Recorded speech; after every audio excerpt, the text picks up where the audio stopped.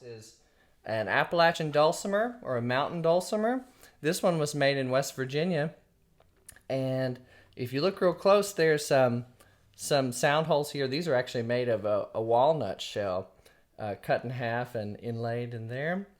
And it's also made of spruce and maple wood. And this dulcimer has 3 strings. And you see how the frets are spaced apart in this unusual way? That is because the dulcimer is fretted to play in a scale. Now, I bet you have heard someone sing Do, re, mi, fa, sol, la, ti, do. That is a major scale, and it has kind of a bright or happy sound.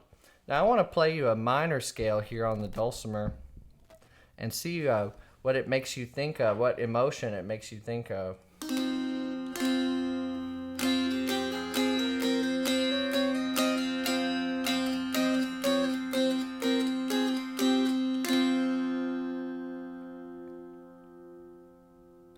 So the minor scale has sort of a haunting sound about it, almost a lonesome, sad feeling about it.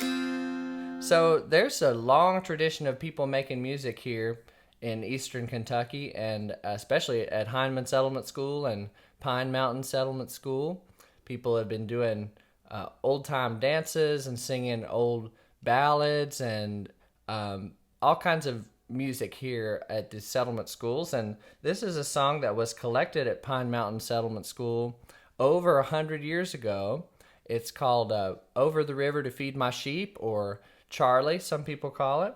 And there was a fellow from England named Cecil Sharp who came over to the mountains in the early 1900s, and he collected this song in 1917 at Pine Mountain Settlement School. But Jean Ritchie was the one who sang this song the most and made it popular. She made the dulcimer popular all over the world. She was from Perry County, eastern Kentucky. And Jean has passed on now, but she traveled and performed for many years and also told stories about her Kentucky singing family of the Cumberlands, she called it, and played the dulcimer and sang a lot of beautiful songs that she wrote and old songs that had been handed down in her family.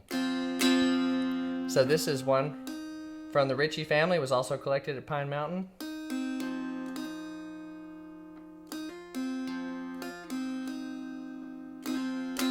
On the dulcimer here. So you can join in and sing it with me as you catch on.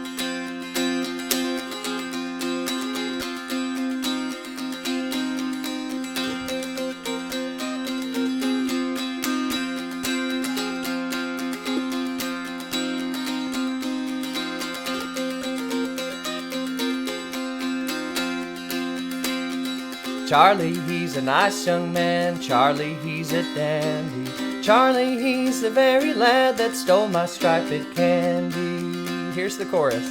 Over the river to feed my sheep, over the river to Charlie, over the river to feed my sheep and measure of my barley.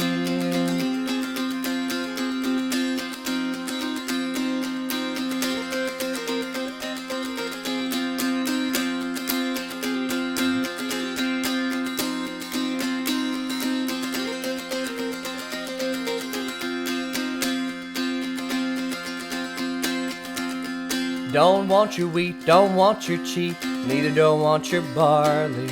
I'll take a little of the best you got and bake a cake for Charlie.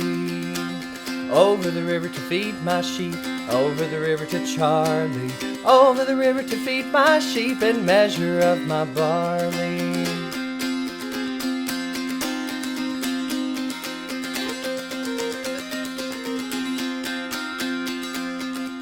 Your weevily wheat ain't fit to eat, neither is your barley. I'll take a little flour in half an hour and bake a cake for Charlie. Over the river to feed my sheep, over the river to Charlie, over the river to feed my sheep and measure of my barley.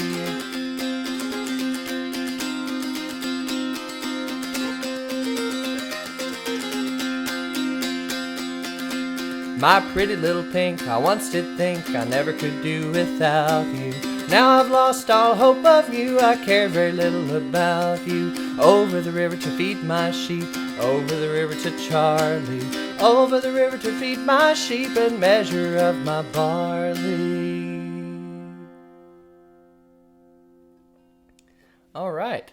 So the neat thing about these old songs is everybody sings the words just a little bit differently. That's just called the oral tradition. So O-R-A-L, oral tradition, means that if I learn a song from someone that I know, a neighbor or someone in my church or someone in my family, and they sing it for me and I learn it from them and I, continue singing it in my life, then that's called the oral tradition, and I could sing it for someone else and they might learn it from me. It's kind of like that game of telephone that you've probably played where you pass a message on from one person to another and the message changes as it goes, right, around the circle, and each person tells it maybe a little differently. And so old songs are like that too, and in different regions and from person to person, songs might be sung with slightly different words or a different tune.